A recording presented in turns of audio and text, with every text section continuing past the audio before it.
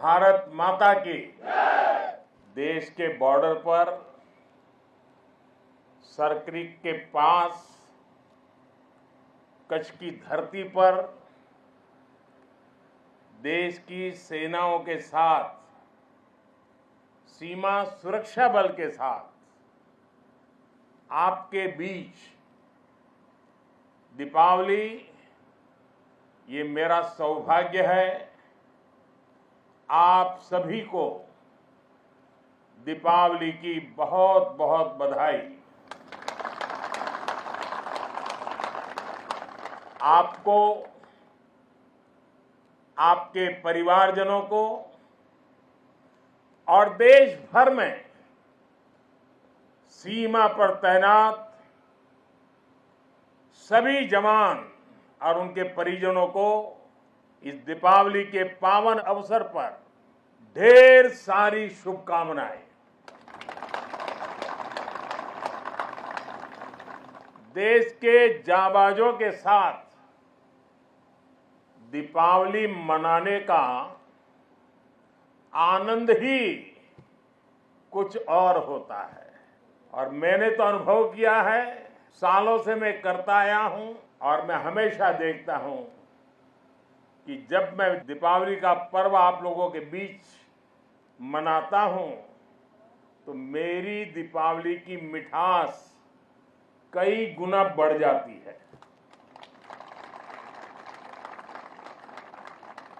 और इस बार तो ये दीपावली भी बहुत खास है। आपको लगेगा हर दीपावली का अपना महत्व होता है, इस बार खास क्या है? खास है अयोध्या में प्रभु राम 500 साल बाद फिर से अपने भव्य मंदिर में विराजमान हुए हैं। मैं आप सभी को और मां भारती की सेवा में तैनात देश के हर जवान को दीपावली की हार्दिक शुभकामनाएं देता हूं। मेरी इन शुभकामनाओं में आपके प्रति 140 करोड़ देशवासियों का कृतज्ञ भाव भी शामिल है, उनका आभार भी शामिल है। साथियों, मातृभूमि की सेवा का ये अवसर बड़े सौभाग्य से मिलता है। ये सेवा आसान नहीं है। ये मातृभूमि को सर्वस्व मानने वाले मत वालों की साधना है। ये मां भारती के लाडलों लाडलियों, उनका तप है, उनकी तपस्या है। कहीं हिमालय की बर्फ और ग्लेशियर का शून्य से नीचा तापमान, कहीं नसों को जमाने वाली ठंडी रातें, कहीं गर्मियों में तपता हुआ रण का रेगिस्तान, आग बरसता हुआ सूरज, कहीं धूल भरी रेतीली आंधियां, कहीं दल दल की चुनौतियां और कहीं उफान लेता हुआ समंदर। ये साधना हमारे जवानों को उस हद तक तपाती है जहां हमारा देश का सैनिक फौलाद बनकर चमकता है। एक ऐसा फौलाद जिसे देखकर दुश्मन की रूह दहल उठती है।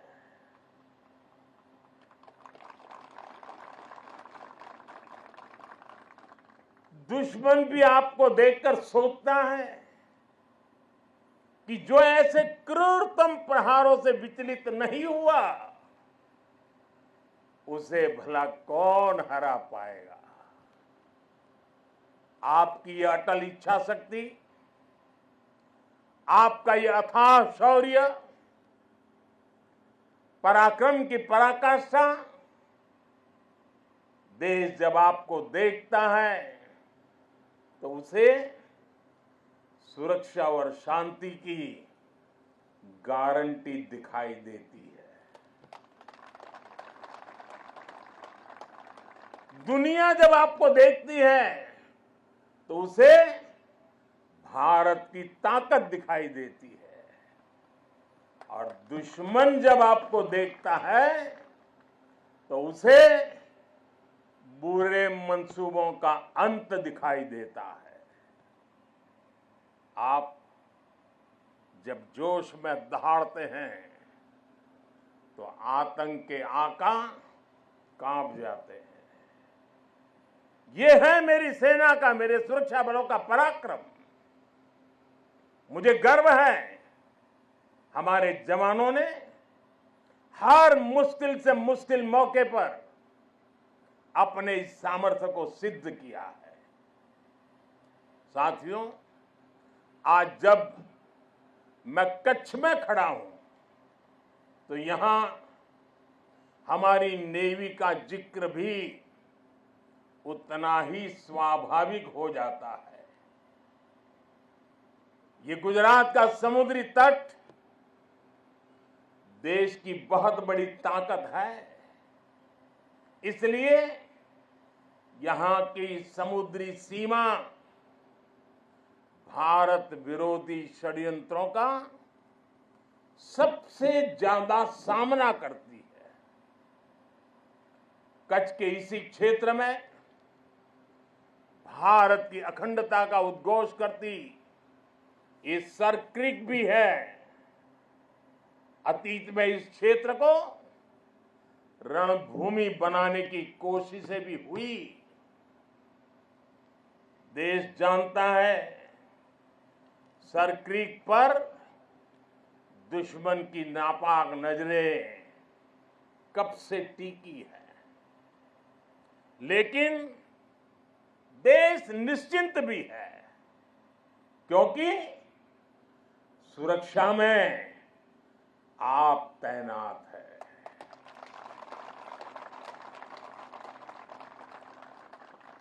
दुश्मन को भी पता है 1971 के युद्ध में किस तरह आपने मुंहतोड़ जवाब दिया था। इसलिए हमारी नेवी की मौजूदगी में सर क्रीक और कच्छ की तरफ अब कोई आंख उठाने की भी हिम्मत नहीं करता है। साथियों, आज देश में एक ऐसी सरकार है जो देश की सीमा के 1 इंच से भी समझौता नहीं कर सकती। एक समय था जब डिप्लोमेसी के नाम पर सर क्रीक को छल से हड़पने की पॉलिसी पर काम हो रहा था। मैंने तब गुजरात के मुख्यमंत्री के रूप में भी देश की आवाज को बुलंद किया था। और इस क्षेत्र में आज मैं पहली बार नहीं आया, मैं इस क्षेत्र से परिचित रहा हूं, कई बार आया हूं, बहुत आगे तक जाकर के आया हूं। इसलिए आज जब हमें जिम्मेदारी मिली है तो हमारी नीतियां हमारी सेनाओं के संकल्पों के हिसाब से बनती है। हम दुश्मन की बातों पर नहीं, हमारी सेनाओं के संकल्पों पर भरोसा करते हैं। साथियों, 21वीं सदी की जरूरतों को देखते हुए आज हम अपनी सेनाओं को, हमारे सुरक्षा बलों को आधुनिक संसाधनों से लैस कर रहे हैं। हम हमारी सेनाओं को विश्व की सबसे आधुनिक मिलिट्री फोर्सेस की कतार में खड़ा कर रहे हैं। हमारे इन प्रयासों का आधार है रक्षा क्षेत्र में आत्मनिर्भर भारत। अभी कुछ ही दिन पहले यही गुजरात के वडोदरा में C295 फैक्ट्री का उद्घाटन हुआ है। आज विक्रांत जैसा made in India aircraft carrier देश के पास है। आज भारत में अपनी सबमरीन बनाई जा रही है। आज हमारा तेजस फाइटर प्लेन वायुसेना की ताकत बन रहा है। हमारा अपना 5th जनरेशन फाइटर एयरक्राफ्ट बनाने का काम भी शुरू हो चुका है। पहले भारत की पहचान हथियार मंगाने वाले देश की थी। आज भारत दुनिया के कितने ही देशों को डिफेंस उपकरण एक्सपोर्ट कर रहा है। पिछले 10 वर्षों में हमारा रक्षा निर्यात 30 गुना बढ़ गया है। साथियों, सरकार के इस विजन को सफल बनाने में हमारी सेनाओं और सैन्य बलों के सहयोग की भी बड़ी भूमिका है। हमारे सुरक्षा बलों की बहुत बड़ी भूमिका है।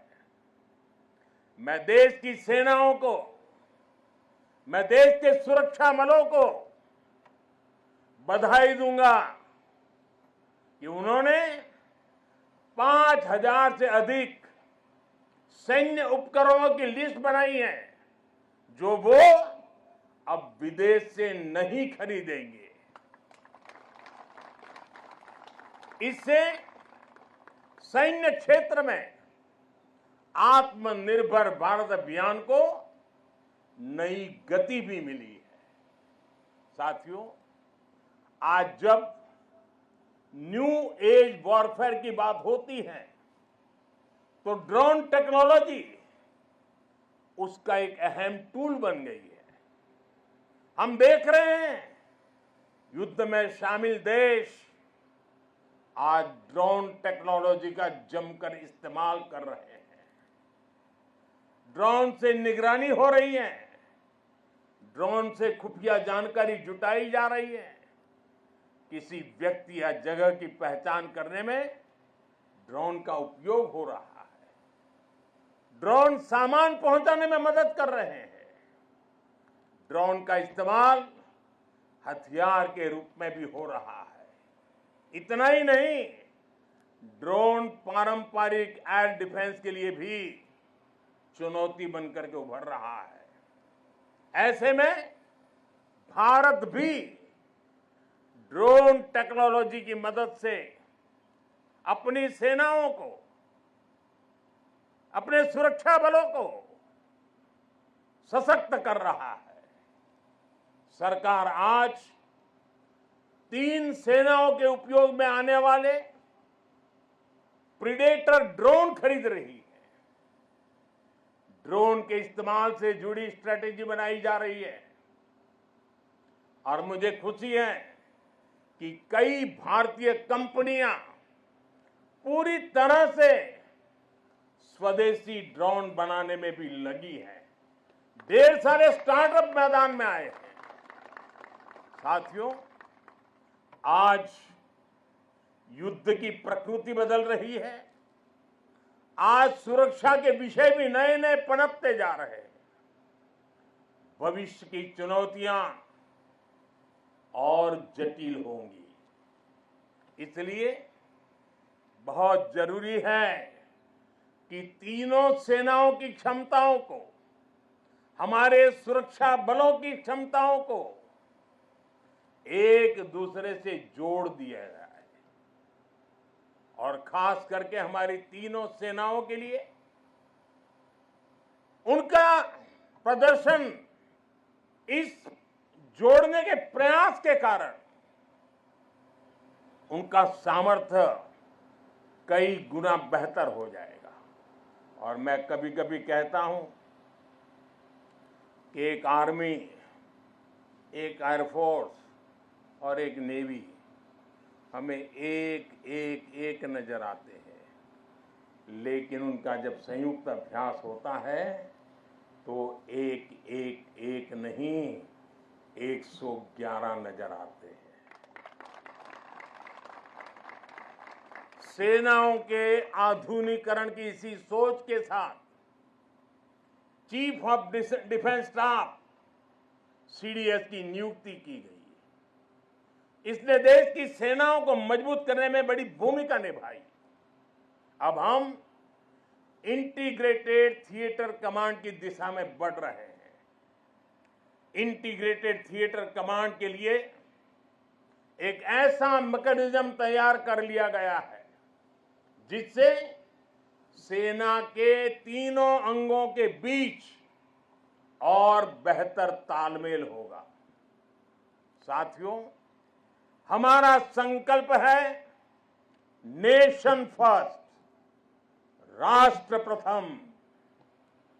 राष्ट्र की शुरुआत उसकी सीमाओं से होती है। इसलिए बॉर्डर इंफ्रास्ट्रक्चर का विकास देश की सबसे बड़ी प्राथमिकताओं में है। बीआरओ ने 80,000 किलोमीटर से ज्यादा सड़क का निर्माण किया है। लद्दाख और अरुणाचल प्रदेश में भी रणनीतिक रूप से महत्वपूर्ण सड़कें बनाई गई है। पिछले 10 वर्षों में बीआरओ ने 400 के आसपास बड़े पुल बनाए हैं। आप जानते हैं, देश के सबसे दूर दराज के इलाकों में ऑल वेदर कनेक्टिविटी के लिए हमारी सेनाओं के लिए टनल कितनी महत्वपूर्ण है। इसलिए पिछले 10 वर्षों में अटल और सेला जैसी सामरिक महत्व की अनेकों बड़ी सुरंगों का निर्माण पूरा किया है। बीआरओ देश के अलग अलग हिस्सों में टनल बनाने के काम को तेज गति से पूरा कर रहा है। साथियों, हमने सीमावर्ती गांवों को आखिरी गांव मानने की सोच भी बदली है।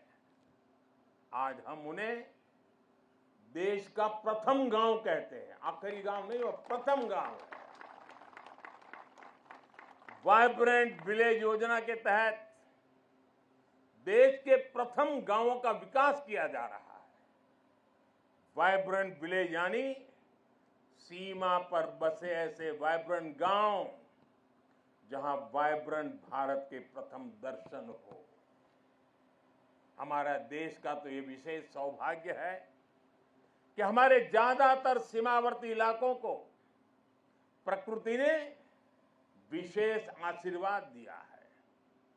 वहां पर्यटन की अपार संभावनाएं हैं। हमें उसे तराशना है, निखारना है।